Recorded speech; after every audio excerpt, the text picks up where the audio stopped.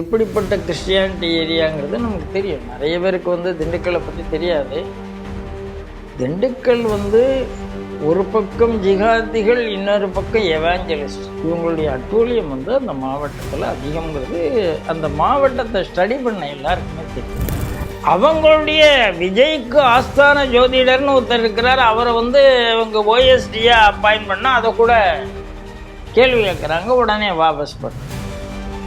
ஒவ்வொரு விஷயமாக இவர்கள் யாருக்கு அடிபணிகிறார்கள், திமுகவுக்கா அல்லது கம்யூனிஸ்ட் முஸ்லீம் லீக்கா அப்படின்னு தெரியாத அளவுக்கு எல்லார்ட்டையுமே அடிபணிகிறார். சரி, இப்போ முந்தின கேள்விக்கு அதான் பதில் சொன்னேன். நீங்கள் சிறுபான்மை பித்து பிடிச்சி தலையில் ஏறி உங்களை குத்திட்டான், அதுக்கப்புறமும் உங்களுக்கு அறிவு வளரணும், வாழ்க்கையில் அறிவே வராதுன்னு திமுக ஏன் செய்யவில்லையோ அதே காரணத்துக்காகத்தான் தாவேக்காவும் செய்யும். திமுக எந்த காரணத்துக்காக குட்டுப்பட்டதோ அதே காரணத்துக்காகத்தான் தாவேக்காவும் குட்டுப்படுகிறது. தமிழ்நாட்டில் செஸ் ஒலிம்பியாடு தமிழ்நாட்டுக்கு தான் கொடுத்தாங்க. அப்படி கொடுக்கும்போது அண்ணாமலை தான் நீங்கள் தலைவராக இருந்தார். அந்த செஸ் ஒலிம்பியாடுக்கு முதல் பிரதமரே வருகிறார். ஆனால் எந்த இதுலேயும் பிரதமரனுடைய வால் போஸ்டில் எதுவுமே கிடையாது.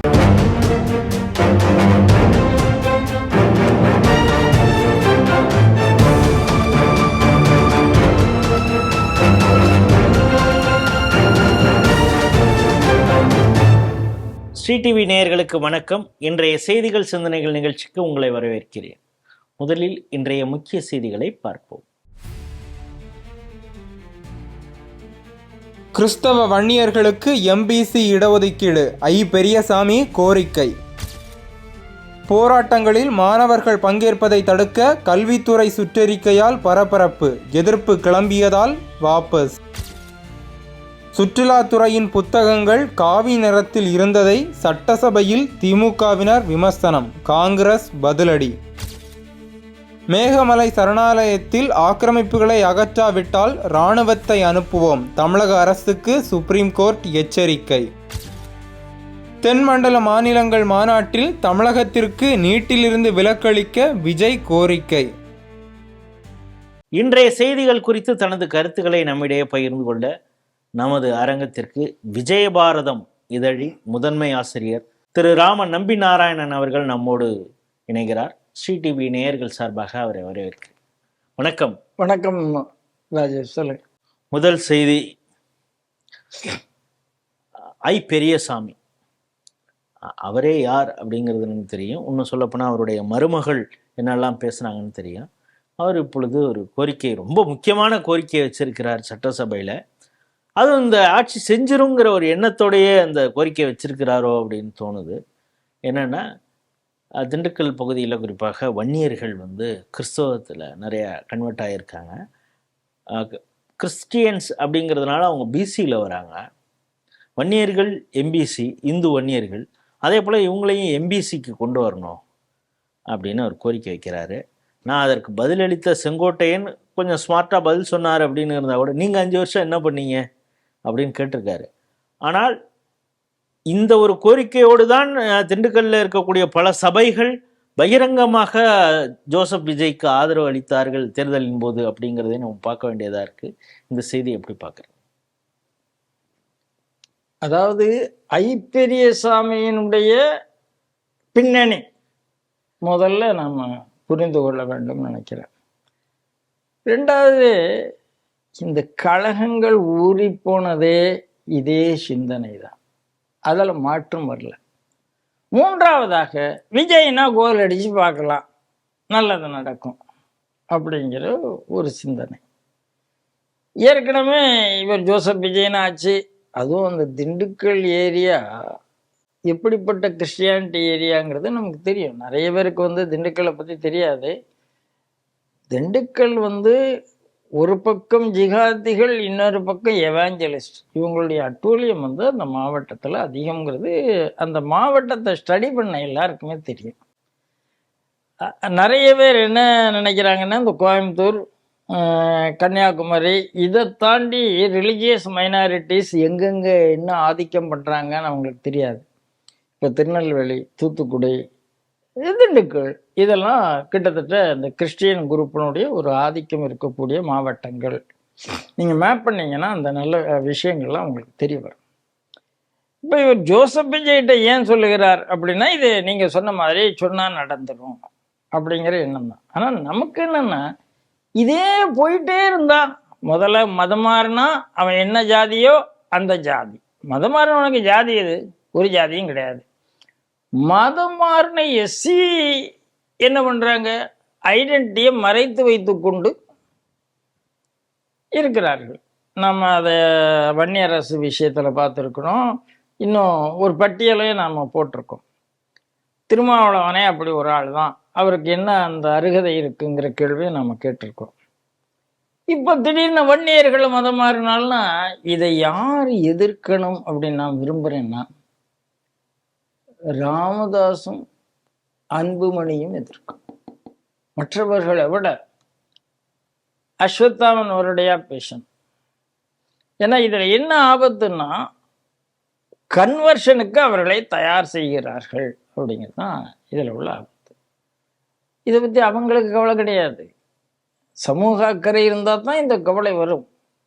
நாம் ஒவ்வொன்றா பார்த்துட்டு இருக்கோம். எத்தனை பேர் இன்னைக்கு ஜோசப் விஜய் ஆட்சி என்பதே ஒரு சுவிசேஷ கூட்டத்தினுடைய சட்டமன்றத்தை நடத்தக்கூடிய ஆட்சியாக மாறி போச்சு.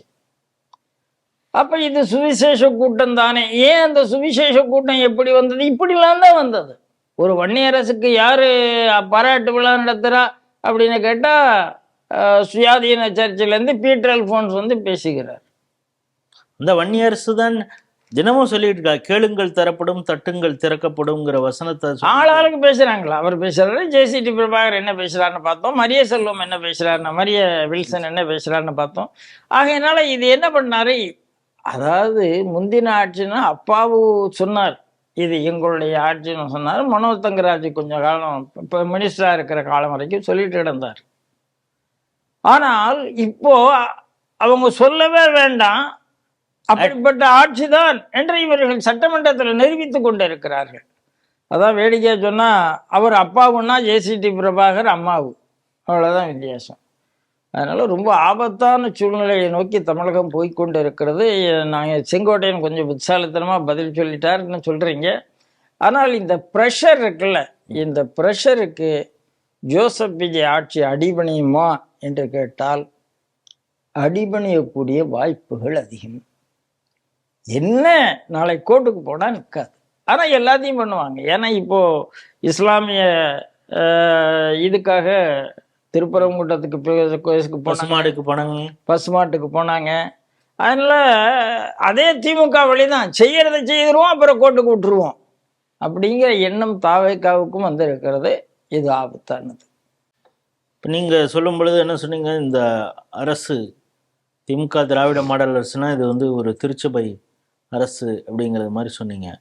இப்போ இந்த அரசை வாபஸ் அரசு அப்படின்னே சொல்லலாமா அப்படின்னு தோணுது. காரணம், ஒரு சுற்றறிக்கைன்னு ஒன்று அனுப்புகிறாங்க, உடனே எதிர்ப்பு கிளம்பிய உடனே ஐயோ தவறுதலாக பண்ணிட்டோம், நாங்கள் அதை வாபஸ் வாங்குகிறோம் அப்படிங்கிறாங்க.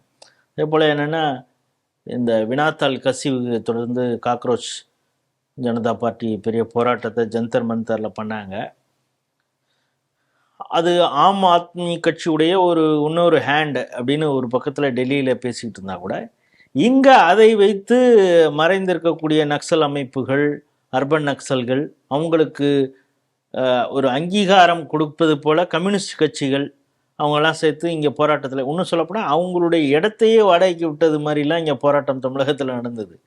இப்போ இதையெல்லாம் கண்காணிக்கணும். குறிப்பாக கல்வி வளாகங்களில், கல்லூரிகளில் இந்த மாணவர்கள் சிஜேபிக்கு எதிராக, அந்த சிஜேபிக்கு ஆதரவாக ஏதாவது போராட்டத்தில் கலந்துக்கிறாங்களா, கம்யூனிஸ்ட் நக்சல் அமைப்புகளுக்கு ஆதரவாக ஏதாவது போராட்டத்தில் கலந்துக்கிறாங்க அப்படிங்கிறத போலீஸு, கல்வித்துறை எல்லாம் ஒரு நெட்வொர்க் அவங்களுக்குள்ள கண்காணிங்க அப்படின்னு சொல்லியிருக்காங்க. அப்படி ஒரு சுற்றறிக்கை வந்தவுடனே இதை கம்யூனிஸ்டுகள் எதிர்த்த உடனே வாபஸ், அப்படி ஒரு சுற்றறிக்கை நாங்கள் அது போல் எங்களுக்கு தெரியாமல் நடந்திருக்கலாம், அதை வாபஸ் வாங்குகிறோம் அப்படின்னு இருக்காங்க. இந்த செய்தி எப்படி பார்க்குறீங்க ராஜேஷ்? திமுக ஆட்சி நடந்தபோது நாம் சொல்லியிருக்கோம், கருணாநிதி இருந்த வரைக்கும் தலை வாழாட்டும், ஆனால் ஸ்டாலின் வந்த பிறகு வாழ் தலையை ஏற்றுகிறது. அப்படின்னு இதே ஸ்ரீ டிவியில் நான் சொல்லியிருக்கேன், நம்ம பல முறை அதை சொல்லியிருக்கோம்.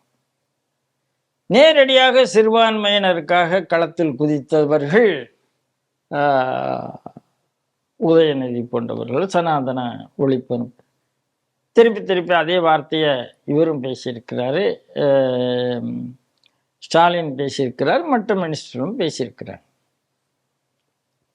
எந்த அளவுக்கு அவங்க பண்ணினாங்களோ, ஆனாலும் கூட ஓரளவு கடைசி வரைக்கும் ஜோசப் விஜய் ஆட்சி வர்ற வரைக்கும் இப்ப யாரெல்லாம் விஜய வசைவாடி கொண்டிருந்தார்களோ அவங்கெல்லாம் திமுக தான் இருந்தாங்க. இதே கம்யூனிஸ்ட், இதே முஸ்லீம் லீக், இதே கிறிஸ்தவ அமைப்புகள். இப்போ டபக்குன்னு முதல்ல காங்கிரஸ் போச்சு, காங்கிரஸ் போன பிறகு கம்யூனிஸ்டுகள் போனார்கள்.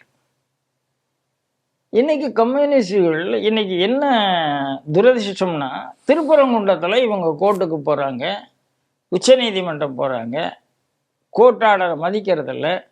காரணம் என்ன அப்படின்னா, சட்டத்துறை அமைச்சர் அந்த தொகுதியினுடைய எம்எல்ஏ, அவர் எம்எல்ஏ ஆபீஸை திறக்கிறார். இந்த பக்கம் மாணிக் தாக்கூர், இந்த பக்கம் சு வெங்கடேஷ். ப்ரெஷர் தான், ப்ரெஷரை தாண்டி அவங்களால ஒன்றும் பண்ண முடியல. சாதாரணமாக சரி, கூட்டணி கட்சிகளுக்கு பயப்படுறாங்களா, எதிர்கட்சிக்கு அதை விட பயப்படுறாங்க. இப்போ அசம்பிளியில் சனாதனத்தை ஒழிப்பேன்னு உதயநிதி பேசினா வாயை பொத்தி கொண்டு இருக்கிறார்கள், கண்டிக்க மாட்டேங்கிறாங்க. அவங்களுடைய விஜய்க்கு ஆஸ்தான ஜோதிடர்னு ஒருத்தர் இருக்கிறார், அவரை இவங்க ஓஎஸ்டியா அப்பாயின்ட் பண்ணா அதை கூட கேள்வி கேட்குறாங்க, உடனே வாபஸ் பண்றாங்க. ஒவ்வொரு விஷயமாக இவர்கள் யாருக்கு அடிபணிகிறார்கள், திமுகவுக்கா அல்லது கம்யூனிஸ்ட் முஸ்லீம் லீக்கா அப்படின்னு தெரியாத அளவுக்கு எல்லார்ட்டையுமே அடிபணிகிறார்கள். இதோடு சேர்த்து இன்னொரு கேள்வி உங்களுக்கு கேட்குறேன். இப்போ திண்டுக்கல் மாவட்டத்தில் குஜிலியம்பாறை அங்கே அந்த அலுவலகத்திலே கம்யூனிஸ்ட்காரர்கள், குறிப்பாக அந்த ஒன்றிய செயலாளர் ஏதோ பிரச்சனை பண்ணியிருக்காரு. அதனால் அந்த வட்டாட்சியர் வந்திருக்கிறவங்க யார் என்னன்னு விசாரிங்க, அவங்க பேக்ரவுண்டு என்னன்னு பார்க்க சொல்லியிருக்காரு. இப்போ உடனே திண்டுக்கல் எம்பி சச்சிதானந்த் என்ன சொல்கிறாரு, இப்படி கம்யூனிஸ்டுகள் யார், நக்சல்கள் மாணவர் அமைப்பு யாருன்னெலாம் இப்படி இவர் பார்க்க சொல்லியிருக்காரு, இவர் ஆர்எஸ்எஸ்காரர், சங் பரிவார் கும்பல் அப்படின்னு சொல்லி ப்ரெஷர் கொடுத்த உடனே இப்போ அவரை டிரான்ஸ்ஃபர் பண்ணியிருக்காங்கங்கிறத பார்க்குறோம். அப்படிங்கிறப்ப நீங்கள் சொல்கிற மாதிரி கம்யூனிஸ்டுகளுக்கு கண்டு பயப்படுகிறதா தாவேக்கா அரசு? கம்யூனிஸ்டை கண்டு மட்டும் பயப்படலைங்க. கம்யூனிஸ்டை கண்டு பயப்படுறது, காங்கிரஸை கண்டு பயப்படுகிறது, முஸ்லீம் லீக்கை பயப்படுகிறது, திருமாவளவனை கண்டு பயப்படுகிறது. இப்போ 2 நாளைக்கு முன்னால திருமாவளவன் பிறந்த நாள் நடந்தது. தஞ்சாவூர்ல இந்த பையனுக்கு ஆகாஷ அடிச்சு உள்ள போட்டு போய், ஆகாஷ கைது செய்யறதுக்கு உங்களுக்கு தைரியம் இருந்தது, ஆனால் அனுமதி இல்லாமல் பதாகை வைத்து ஈடுபட்டவங்களா அரசு மறியலை ஈடுபட்டவர்களை கைது பண்ணதுக்கு தைரியம். அப்போ என்ன அர்த்தம்? இதே தான், இவங்க நோட்டிஃபிகேஷன் கொடுக்கிறார்கள், மாத்துறார்கள்ங்கிறதா. இப்போ ஆகாஷ் ஏன் அரெஸ்ட் பண்ணோன்னு ஒரு அறிக்கை வருது போலீஸ்டேருந்து, இவங்களை பற்றி அறிக்கை வரல. திருமாவளவனுக்கு பயப்படுகிறார்கள், காங்கிரஸுக்கு பயப்படுகிறார்கள் நான் சொல்லணும்னு அவசியம் இல்லை, எல்லாரும் இன்னைக்கு மிரட்ட ஆரம்பிச்சிட்டாங்க. முஸ்லீம் லீக் பயப்படுகிறார்கள். அப்ப இந்த பயத்தின் காரணமாகவே இவர்கள் எத்தனை நாள் ஆட்சியை நடத்துவார்கள்? இதுதான் இப்போ உள்ள கேள்வி. அதுதான் வாபஸ் அரசாக இருக்கிறது. இல்லை சார், நீங்க தெளிவா மாணவர்கள் படிக்கிறதா முக்கியம்னு நம்ம சொல்லியாச்சு. அதாவது அந்த சர்க்குலர், மாணவர்கள் அரசியல்ல பங்கேற்க கூடாதுன்னு சர்க்குலர் போடவே இல்லை. சர்க்குலர்ல என்ன இருக்கு, அஜிடேஷன்ல அவங்க போறதை தடுப்பதற்கு என்ன வழி உண்டோ அதை பாருங்க அப்படின்னு சொல்லி. ப்ளஸ் பெரும்பாலான இந்த சிஜேபியோட போராட்டங்கள் அது வன்முறையில முடிகிறதுனால அந்த எச்சரிக்கை உணர்வோட சொல்றோம். ஒரு எச்சரிக்கை உணர்வோடு அதை கூட நாங்க ஏற்றுக்கொள்ள மாட்டோம்னு சொன்னோமானா, கம்யூனிஸ்டுகளும் விசிகேயும் என்ன எதிர்பார்க்கிறார்கள் அப்படின்னா, பலவீனமான ஒரு அரசாங்கத்தை எதிர்பார்க்கிறார். மத்தியில காங்கிரஸ் என்று ஒரு பலவீனமான அரசு தான் அவங்க ஆட்டி படைத்து கொண்டிருந்தார்கள். இந்த சுற்றறிக்கையில் இதில் ஒன்றையும் கவனிக்க வேண்டியதாக இருக்குது. கனியாமூர் பள்ளி அங்கே ஒரு தற்கொலை நடந்துருச்சு, அது எதனால் காரணங்கிறதெல்லாம் அதுக்கப்புறம் விசாரணை தெரிஞ்சது. ஆனால் அந்த போராட்டத்தை நாங்கள் தான் முன்னெடுத்தோம், அது எப்படி கொளுத்துனாங்க எல்லாம் தெரியும். மக்கள் அதிகாரம் சொன்னது, ஆனால் இப்போ அந்த மக்கள் அதிகாரம் போன்ற அமைப்புகளுடைய ஆதரவோடு தான் சிஜேபி இவங்கெல்லாம் இங்கே போராட்டம் பண்ணுறாங்கிறப்ப அப்படின்னா இந்த அரசுக்கு ஒரு எச்சரிக்கை உணர்வு இருக்க தானே செய்யும். இல்லை, அரசாங்கம் அரசு அதிகாரிகள் தங்களுடைய கடமையை சரியாக செய்கிறார்கள். காவல்துறை கடமையை சரியாக செய்கிறார்கள். ஏன் செய்கிறாங்கன்னா, புதிய அரசாங்கம் வந்திருக்கு, புதிய அரசாங்கம் நமக்கு ஆதரவாக இருக்கும்னு நம்பிக்கையில செய்யறாங்க. அந்த நம்பிக்கையில நீங்க மண்ணள்ளி போட்டீர்கள் என்றால் உங்களுக்கு தான் ஆபத்து, இந்த அரசாங்கத்துக்கு ஆபத்து. நாளைக்கு தைரியமா யாரு மேலேயும் நடவடிக்கை எடுக்க மாட்டாங்க. இல்லப்பா, இப்ப சிஜேபி ஆரம்பத்துல பாஜகவுக்கு எதிராக இருக்காங்க, நாளைக்கு எந்த கட்சிக்கு எதிராகவும் இதே போல வன்முறை. அவங்களுக்கு தேசமே வேண்டாமா சார்? அவங்க ஆன்டி நேஷனல்ல தானே இருக்காங்க. நாளைக்கு நேரம் உங்ககிட்ட தான் வருவாங்க சார். சிறுபான்மையினரை இதுவரைக்கும் திமுக நம்பினது, திமுகவுக்கு என்ன பண்ணாங்க? ஓடி போயிட்டாங்க. இனிமேலாவது திமுக பாடம் கற்றுக்கொள்ள வேண்டும் நினைக்கிறேன். இந்த சனாதனத்தை ஒழிப்போன்னு குதிச்சுட்டு கிடந்தா பாருங்க ஒரு முட்டாப்பைய, அவனுக்கு இதெல்லாம் புரியணும்னு நான் நினைக்கிறேன். உங்களை விட்டுட்டு போயிடுவாங்க சார். முதல்ல நீ இந்துவா இருக்கிறதுனால தான் நீங்க டிப்டி சிஎம் வர முடிஞ்சது. இல்லை வர முடியுமா உன்னால? அந்த ஹிந்து தான் உனக்கு ஓட்டு போட்டாங்க. அவங்களா ஓட்டு போட்டாங்க? நீ யாரை ஒழிப்பேர் என்று சொன்னாயோ அந்த ஹிந்து தான் உனக்கு ஓட்டு போட்டாங்க. அதனால இந்த மாதிரி மிரட்டல்கள் வந்த உடனே அதுக்கு அடிபணிவது என்பது இந்த அரசாங்கத்தின் பலவீனத்தை காமிக்கிறது. என்ன செய்யலாம்? நாங்கள் கொடுத்ததை ஒரு ஜென்யூனான நோக்கில் கொடுத்துருக்குறோம், ஆனால் நாங்கள் அதை தவறாக பயன்படுத்த மாட்டோம், கண்காணிப்போம் சொல்லிட்டு போக வேண்டியதானே, ஏன் மாற்றணும்? ஆகையினால இதில் ரெண்டாவது ஆதவர்ஜுனா திருமாவளவன் கூட தான் இருக்கிறார். அது இன்னொரு பக்கம், இங்கே ஒரு கால் அங்கே ஒரு கால், ஆட்சிக்கு அதிகாரத்துக்கு அங்கே. மற்றபடி என்னுடைய அரசியல் ஆசான்னு திருமாவளவன் சொல்லிட்டு இருக்கும்போது அவர் என்ன சொல்லிடுவார்? அவர் ஒரு அப்படி இங்கே போகிறாங்க, அன்னைக்கு கம்யூனிஸ்ட் கட்சிக்காரர்கள் இதுக்கு போகிறாங்க, கூட்டணி பேச்சுவார்த்தைக்கு, அதாவது முடிஞ்ச பிறகு போய் வரவேற்கிறது ஆதவர்ஜுனா தானே. அப்படித்தான் இருக்கு. அதனால விஜய் சில விஷயங்கள் எச்சரிக்கையாக இருக்க வேண்டும் என்று நான் நினைக்கிறேன். பார்க்கலாம். திமுக திருந்தனும், இன்னும் சனாதனம் அப்படியெல்லாம் இருக்காங்களே அப்படின்னு சென்ற செய்தியில் சொன்னீங்க. ஆனால் அவங்க திருந்துவாங்களாங்கிறது தெரியல. என்னென்னா,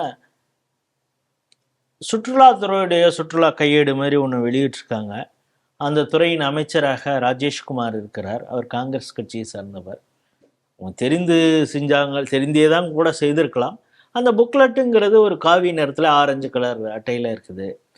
மற்ற உள்ளே என்ன கண்டென்ட் இருக்குது அதெல்லாம் கவலைப்படாமல் தங்கம் தென்னரசன் சொல்கிறாரு, இது தேசிய கட்சி, மதச்சார்பற்ற கட்சின்லாம் காங்கிரஸ் நினச்சிட்டு இருக்கோம், ஆனால் இவங்களும் அந்த காவி நிறத்தில் இந்த புக்கு போட்டிருக்காங்க, காவியை கொண்டாடுகிறார்கள் அப்படின்னு சொல்கிறாரு. அதுக்கு விஸ்வநாதன் என்ன சொல்கிறாருன்னா, அமைச்சர், நாங்கள் நிரப்பு வேறுபாடு எங்களுக்குள்ளார கிடையாது, நாங்கள் வேற்றுமையில் ஒற்றுமையை காணக்கூடியவங்க அப்படின்னு.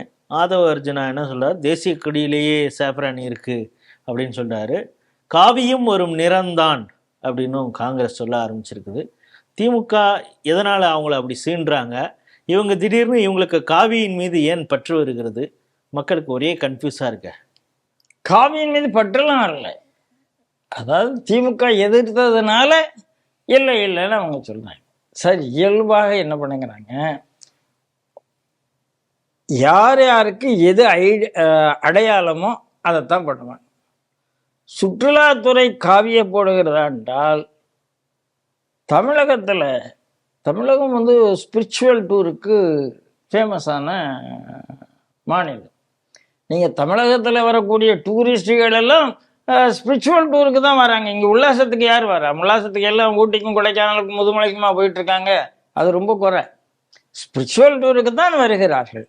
அதனால அந்த டூரிசம் கைடு காவியில் இருக்கு என்றால் அவர்கள் வட இந்தியர்களை இங்கே கூப்பிடுகிறார்கள். வட இந்தியர்கள் வருவதற்கான ஏகப்பட்ட ஸ்பிரிச்சுவல் சென்டர்ஸ் இங்கே இருக்கு. அதனால காவியில் கூப்பிடுறாங்க. யாரை கூப்பிடணும்? கோயிலுக்கு, மீனாட்சி அம்மன் கோயிலுக்கு வாருங்கள், ராமநாதசாமி கோயில், ராமேஸ்வரத்துக்கு வாருங்கள், திருவண்ணாமலைக்கு வாருங்கள், ஸ்ரீரங்கத்துக்கு வாருங்கள்னு பச்சையிலையா நான் அட்டை பிரிண்ட் பண்ண முடியும் சார்? இது ஒரு உண்மையிலேயே ஒரு இது வர்த்தகம்தான். இதில் ஆன்மீகத்தை கூட நான் பார்க்கல. இது ஒரு வர்த்தகம் தான். அந்த வர்த்தகத்துக்கு யாரை என்ன சொன்னாலும் எப்படியோ அப்படி அதை கூட திமுக எதிர்க்குமானால் சரி. இப்போ முந்தின கேள்விக்கு அதான் பதில் சொன்னேன். நீங்கள் சிறுபான்மையை பித்து பிடிச்சி தலையில் ஏறி உங்களை குத்திட்டான், அதுக்கப்புறமா உங்களுக்கு அறிவு வளரணும், வாழ்க்கையில் அறிவே வராதுன்னு அர்த்தம். உடனே அவன்கிட்ட போய் நீ இன்னும் போய் அந்த சிறுபான்மையினர் நீ காவலனா நான் காவலனா சண்டையா அவங்களுடைய டிமாண்டை இன்க்ரீஸ் பண்ண வைக்கிறாங்க. நீ இன்னும் கேளு இன்னும் கேளு. இது அசிங்கமா இல்லையா இந்த திமுக காரர்கள்? எனக்கு புரியவே இல்லை. அப்போ திமுக எதுலையுமே பாடம் கற்றுக்கொள்ளவில்லை. அதாவது ஒரு வீழ்ச்சி வந்த பிறகு ஏன் வீழ்ச்சின்னு பார்த்தோம்னா தெரிஞ்சு போகும். அதை விட்டுட்டு காவி காவி காவின்னா இதே காவின்னு புலம்பிட்டு கட்சி செத்து போயிட வேண்டியதான், வேறு வழியே கிடையாது. திருந்தறதுக்கு வாய்ப்பு மக்கள் கொடுத்திருக்கிறார்கள். திருந்த வேண்டியது திமுக. திருந்தவில்லை என்றால் அழிந்து போகட்டும், யாருக்குன்னு பார்த்துக்கலாம். ஸ்ரீ டிவியில் ஏற்கனவே இது சம்பந்தமாக பேசியிருக்கோம். அந்த நேரத்திலேயே கேஸ் வந்த பொழுது பல அரசு ஊழியர்கள் மற்றவங்கள்லாம் பெரிய பெரிய ஆஃபீஸர்ஸ் இவங்கெல்லாம் என்னென்னா தேனி மாவட்டத்தில் இருக்கக்கூடிய மேகமலை, அது ஆக்சுவலி புலிகள் சரணாலயம், அதில் பல இடங்களை ஆக்கிரமிச்சு கட்டடம் கட்டி வச்சுருக்காங்க, விடுதிகள் கட்டி வச்சுருக்காங்க. இதையெல்லாம் அகற்றணும் அப்படின்னு சொல்லி சுப்ரீம் கோர்ட் வரைக்கும் போய் சுப்ரீம் கோர்ட்டு தீர்ப்பும் சொல்லிடுச்சு. இப்போது வரை அதை செயல்படுத்தலை. அவங்க ஒரே வார்த்தையில் கேட்குறாங்க, உங்களுக்கு ஏதோ ஒரு தயக்கம் இருக்குது, போலீஸை பயன்படுத்தி உங்களுக்கு அதை அப்புறப்படுத்துறதுல பிரச்சனை இருக்குன்னா வேறு ஒன்றும் பிரச்சனை இல்லை, நாங்கள் இராணுவத்தை அமைச்சு, ஏன்னா அது வனத்துறை, அதனால் அது பாதுகாக்கப்பட வேண்டிய ஒரு பகுதி, நீங்கள் அதில் அக்கறை செலுத்தலை, இராணுவத்தை நாங்கள் அனுப்பிச்சு நாங்கள் அந்த ஆக்கிரமிப்புகளை அகற்ற வேண்டிய ஒரு சூழல் வரும், ஜாக்கிரதையாக இருங்க அப்படின்னு எப்படி திமுகவிற்கு எச்சரிக்கை உச்சநீதிமன்றம் கொடுத்ததோ அப்பொழுது தாவேகா அரசுக்கும் கொடுத்துருக்கு. இதை எப்படி பார்க்குறீங்க?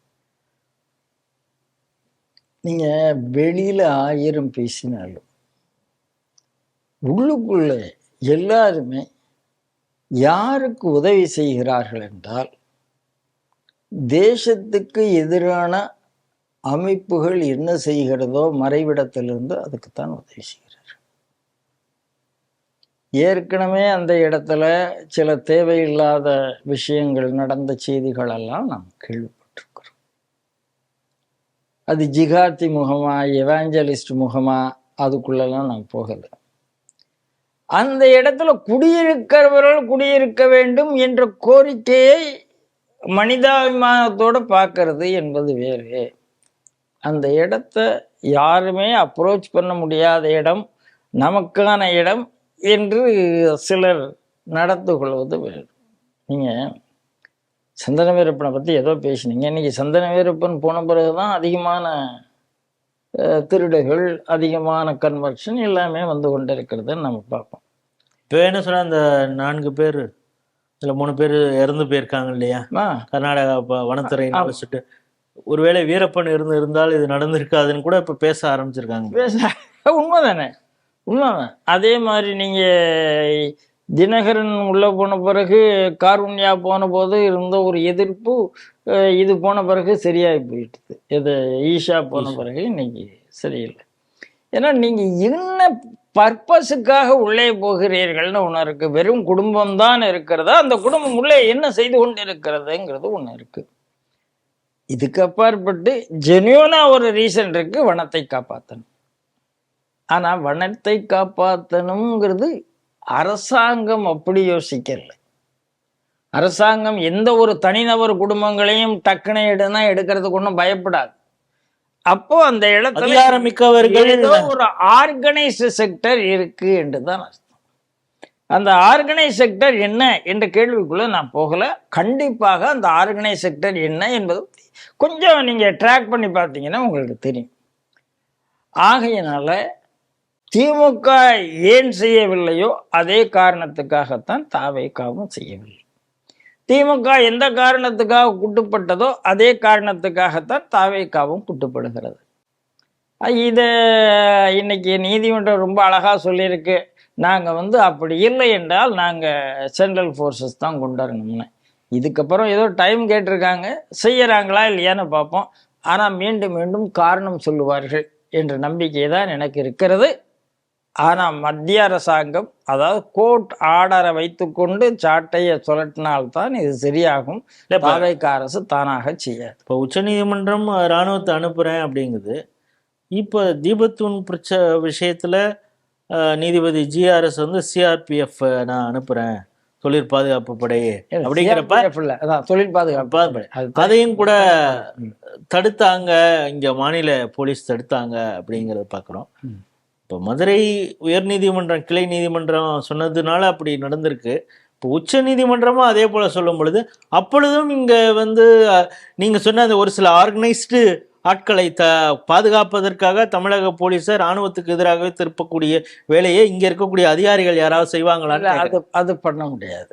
ஏன்னா தொழில் பாதுகாப்பு படைக்கு வந்து இந்த சிஆர்பிஎஃப்க்கு இருக்கிற அதிகாரமோ காவல்துறைக்கு இருக்கிற அதிகாரமோ கிடையாது. அவர்கள் பாதுகாப்பு கொடுக்குற இடத்துல தான் இருக்காங்க. ஆளை பிடிச்சி காவல்துறையில் ஒப்படைக்கிற இடத்துல இருக்காங்க.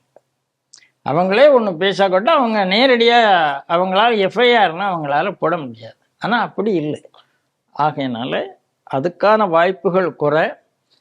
இவங்க என்ன பண்ணுவாங்க, அந்த எலக்ட்ரிசிட்டி லிமிட்டை கூட்டிகிட்டே போவாங்க, எவ்வளவு பண்ண முடியுமோ. அதுக்கப்புறம் என்னைக்காவது மாறினா அதில் திருப்பி டைம் கேட்பாங்க, இது கேட்டுகிட்டே இருப்பாங்க. இந்த மாதிரி ட்ராக் ஆன் பண்ணுற ஒரு வேலை நடந்து கொண்டே இருக்கும். அது நடக்காமல் பார்த்துக்கணும். அதுலையாவது விஜய் ஜெயிக்கிறாருன்னு பார்க்கணும். இப்பொழுது மகாபலிபுரத்தில் தென்மண்டல மாநிலங்கள், அது தென் மண்டலத்தில் இருக்கக்கூடிய மாநிலங்கள் அவர்களுக்கான முதல்வருடைய மாநாடு உள்துறை அமைச்சர் அமித்ஷா அவர்கள் ஷேர் பண்ணி அதில் துணைத் தலைவராக விஜய் அவர் தான் ஹோஸ்ட்டும் பண்ணுறாரு. ஆந்திரா, தெலுங்கானா, பாண்டிச்சேரியிலேருந்து முதல்வர் கலந்து கொள்ளவில்லை, லெப்டினன்ட் கவர்னர் கலந்து கொண்டு இருக்கிறார். கேரளா, ஆந்திரா, கர்நாடகா எல்லாரும் கலந்துகிட்டு இருக்காங்க. இதில் பல விஷயங்கள் பேசியிருக்காங்க. ஆனால் இதில் விஜய் சில விஷயங்களை கோரிக்கையாக முன்வைத்திருக்கிறார் அவருடைய உரையில். அதில் என்னென்னா, பெங்களூரு மெட்ரோவை வந்து ஓசூர் வரைக்கும் நீட்டிக்கணும் அப்படின்னு சொல்லியிருக்காரு. நீட் தேர்விலிருந்து தமிழ்நாட்டிற்கு வந்து விலக்கு கொடுக்கணும் அப்படின்னும், மாநில ஒதுக்கீடு இடங்களுக்கு +2 மதிப்பெண்கள் அதை தான் அடிப்படையாக வச்சுக்கணும் அப்படிங்கிறத சொல்லியிருக்காரு. ஆன்லைன் மருத்துவ விற்பனையை ஒழுங்குபடுத்த வேண்டும், கடல்சார் பொருளாதாரத்திற்கு புதிய திட்டமிடல் வேண்டும், மாநிலங்களுக்கு நிதி செலவின சுயாட்சி அதிகாரம், முல்லை பெரியாறு, காவிரி, இந்த விஷயங்கள் எல்லாம் பேசியிருக்காரு. நம்ம இன்னைக்கு ஸ்பெசிஃபிக்காக என்ன சொல்லணும்னா, நீட் தேர்விலிருந்து விலக்கு அப்படின்னு அதே பழைய பல்லவியை பாடியிருக்கிறார். இது சுப்ரீம் கோர்ட்டு தாங்கிறது எல்லாருக்கும் தெரியும். ஆனால் இன்னைக்கு இன்னொரு செய்தியும் வந்திருக்கிறதுனால இது அபத்தமான ஒரு கோரிக்கையாக இருக்குங்கிறத நம்ம பார்க்க வேண்டியது இருக்குது. அப்படி என்ன அப்படின்னா, இந்த முறை அரசு பள்ளி மாணவர்கள் 614 பேர் மருத்துவ இதில் வந்து சேர்க்கை நடந்திருக்கிறது. நீட் மூலமாக 107 பேர் டென்டிஸ்டாகவும் பிடிஎஸ்க்கும், பாக்கி பேர் எம்பிபிஎஸ், 500 பேர் எம்பிபிஎஸ்க்கும். அதில் நம்மளே சில வீடியோக்கள் பேரண்ட்ஸோட வீடியோலாம் போட்டிருக்கோம். ஒரே குடும்பத்தில் 3 பேர் எல்லாம் கூட எம்பிபிஎஸ். அவங்கெல்லாம் அந்த கைத்தறி அந்த நெசவு செய்யக்கூடியவங்களுடைய குழந்தைங்க அப்படிங்கிறத பார்க்குறோம். இன்னொரு பையன் பார்த்திங்கன்னா ஈரோடு பக்கத்தில் நம்ம வீடியோ போட்டிருக்கோம். 4 முறை அவன் அட்டன் பண்ணியிருக்கான். நான் அப்போல்லாம் வீட்டிலேயே படித்தேன், விளையாட்டாக படித்தேன், நான் பாஸ் பண்ணலப்பா. 4வது முறை வந்து கோயம்புத்தூர் பக்கத்தில் ஒரு கோச்சிங் சென்டரு, அந்த கோச்சிங்னா கங்கா ஹாஸ்பிட்டல் அவங்க வந்து ஒரு சுயம் சேவக்கோடு சேர்ந்து ஒன்று நடத்துகிறாங்க. அதில் ஃப்ரீ கோச்சிங்கில் நான் படித்தேன். ஏன்னா ஒரு ஆர்கனைஸ்டாக இருக்கும், காலையில் அப்படி ஏந்திரிக்கணும், ஈவினிங் வரைக்கும் படிக்கணும் அப்படிங்கிறது. அதில் படித்து இப்போ 4வது அட்டம்ப்டில் நான் பாஸ் பண்ணிட்டேன், அதனால் ஒழுங்காக படித்தா பாஸ் பண்ணிடலாம் அப்படிங்கிறது மாதிரி அந்த பையன் பேசியிருக்கிறான். இப்போ முதலமைச்சருடைய கோரிக்கைக்கும் பட் ப்ராக்டிக்கல் அப்படிங்கிறதையும் பார்க்கும் பொழுது இவ்வளோ வித்தியாசம் இருக்குது. விஜய் ஆட்சி, ஸ்டாலின் என்ன விருப்பப்பட்டாரோ அந்த ஆட்சி. அவர் என்ன சொன்னார், டிஎம்கே டிராவிடியன் மாடல் 2.0 அப்படின்னாரு. டிராவிடியன் மாடல் 2.0 விஜய் ஆட்சி இருக்கிறது. ஏன்னா எலெக்ஷனில் நிற்கும் போதே அவங்க கொள்கை எதிரி பாஜக, அரசியல் எதிரி திமுகன்னு சொல்லிட்டாங்க. அதனால திமுக என்னெல்லாம் சொல்றதோ அதெல்லாம் சொல்லி ஆகணும். இவங்க சொல்லுவதற்காகத்தான் அவங்க கூட முஸ்லீம் லீக் இருக்காங்க, கம்யூனிஸ்ட் இருக்கிறாங்க, நம்ம காங்கிரஸ் எல்லாமே இருக்காங்க. இந்த விசிகே, அதாவது டிவிகே தவிர இருக்கிற எல்லா கட்சியும் நேற்று திமுக கூட இருந்த கட்சி தான். அதாவது நீங்க என்ன சொல்ல வரீங்க, இவங்க தூய சக்தின்னு சொன்னா கூட தீய சக்தியோடு சேர்ந்தவர்கள் எல்லாம் இப்பொழுது இவங்களோட இருக்கிறாங்க. அவங்க வந்து 2.0 டிஎம்கேனுடைய 2.0 நடந்து கொண்டிருக்கிறது. அப்போ நீட்டை பற்றி ரொம்ப தெளிவான ரிசல்ட் வந்த பிறகும் கூட ஒரே குடும்பத்தில் 3 பேர் 600 சொச்சம் பேர் அதில் இத்தனை பேர் டெண்டிச்சு இவ்வளவு தூரம் வந்த பிறகும் கூட நான் எதிர்ப்பேன், நீட்டுக்கு விதிவிலக்கு வேணும் என்று கேட்கறது எவ்வளவு அபத்தம் என்று தோன்றாலும், அதாவது திராவிட மாடல்னு வந்தாலே இப்படித்தான் பேசணும்னு இருக்கு. அதில் விட இந்த மாணிக் தாக்கூர்னு ஒரு ஆள் நேற்று உளறி தள்ளி இருக்கிறார். அந்த வீடியோ பார்த்தா தெரியும். பாஜக நீட்டு கொண்டு போது அதிமுக விளக்கு பிடிச்சிட்டு இருக்கின்றதான ஒரு கேள்வி கேட்டிருக்கிறாரு. அந்த வீடியோ பார்த்தா அது என்னன்னா, அது சட்டசபையில முகத்திரிய போஜராஜன் கிழித்து விட்டார். ஏன்னா அவங்க கட்பட்டு பேசும் பொழுது நாங்க கொண்டு வந்தது தானே நீட்டு, அதை நீங்க ஒழிச்சிருக்க வேண்டியதானே, காங்கிரஸ் கொண்டு வந்தது எல்லாத்தையும் தான் ஒழிக்கிறீங்களே, இதையும் ஒழிக்க வேண்டியதானே அப்படின்ன உடனே மிக்க நன்றி, நீட் கொண்டு வந்தது நீங்க தானே இப்போ ஒத்துக்கிறீங்க அப்படின்னு அவர் சொன்ன உடனே அதனால உங்களுக்கு இப்ப இல்லை அதைத்தாங்க சொல்றேன். இவ்வளவு மட்டமா ஒருத்தர் பேசிட்டு, அதாவது முதல்ல அவர் பேசினது அநாகரிகம். அதாவது ஒரு முன்னாள் சிஎம்ஐ பார்த்துட்டு நீ விளக்கு பிடிச்சிட்டு இருந்தியான்னு கேட்கறது முதல்ல அநாகரிகம். 2வது பொய். பாஜக கொண்டு வரல, இவங்க கொண்டு வந்த காங்கிரஸ். ஆனால் மற்ற மாநிலத்துல நீ அதை ஏற்றுக்கொண்டு உன்னுடைய கேரளால நீ, உன்னோட கர்நாடகால ஒன்றும் பிரச்சனை இல்லை, கர்நாடகால நீ பண்ணல, தமிழ்நாட்டுல வந்து நீட்டை கொண்டு வந்தான் பிஜேபின்னு பொய் சொல்லிட்டு இருக்கிற. அதை அப்ப பேசினா நீ கொடுக்குற ப்ரெஷர்ல தானே விஜய் பேசுறாருங்கிறேன் நான். இந்த குரூப் எல்லாம் சேர்ந்து பேசுறதுனால அவர் பேச வேண்டிய கட்டாயத்துக்குள்ளாக இருக்கிறாருங்கிறேன் நான். மற்றபடி தெரியாதான தெரியறதுக்கான வாய்ப்பு இருக்கு. ஆனால் நான் ஏற்கனவே சொல்ல மாதிரி 2.0 இருக்கிறத இவர்களை அழுத்துகிறார்கள். அழுத்தத்திலேருந்து விஜயால் வெளியே வர முடியலை. ஆகையினால 1. 2வது நிதி சுயாட்சிங்கிறது எனக்கு என்னங்கிறது அது புரியவே இல்லை. நீங்கள் வந்து பிளானிங் கமிஷன் ஒன்று இருந்ததோ அதை எடுத்துட்டோம். அதுக்கு பதிலாக தான் நாம் என்ன வச்சுருக்கோம், நிதி ஆயோக் வச்சுருக்கோம். பிளானிங் கமிஷன்ல இருந்தவர் தான் இப்போ உங்களுக்கு அட்வைசரே மான்டேக் சிங் அலுவாலியா. அன்னைக்கு பிளானிங் கமிஷன்ல இருக்கும்போது நீங்க போய் அந்த மான்டேக் சிங் அலுவாலியா பார்த்துட்டு காவடி எடுக்கணும். என் மாநிலத்துக்கு சிஎம்ஏ அவர்கிட்ட போய் தலையை குடிஞ்சு நின்று எனக்கு இவ்வளவு தரணும்னு பேசணும். அவரை ஜெயலலிதா அவர்கள் அவரை குறித்து கமெண்ட் அடிச்சதெல்லாம் அந்த நேரத்தில் ரொம்ப ஃபேமஸா இருந்தது. இன்னைக்கு அதாவது அந்த ட்ரியோ இந்தியாவை உருப்படாம செய்த ட்ரியோ என்பது மன்மோகன், சிதம்பரம், மான்டேக் சிங் அலுவாலியா. அதில் ஒருத்தர் வந்து நான் நக்சலுங்கிறத இன்னைக்கு ஒத்துக்கிட்டாரு, ஒருத்தர் செத்து போயிட்டாரு, ஒருத்தர் வந்து இன்னைக்கு நிதி ஆலோசகராக வந்திருக்கிறார். அவ்வளோதான் வித்தியாசம். ஏன்னா சிதம்பரம் நிதி ஆலோசகராக வர முடியாது, பாவம், அவருடைய ஸ்டாச்சருக்கு. பட் ஆனால் தமிழ்நாடு முழுக்க தமிழ்நாடு சார்பாக இப்பொழுது அப்பேர் ஆகிறதுக்கு அவருடைய லிஸ்ட்டு அட்வொகேட் இதில் சேர்த்துருக்காங்களே.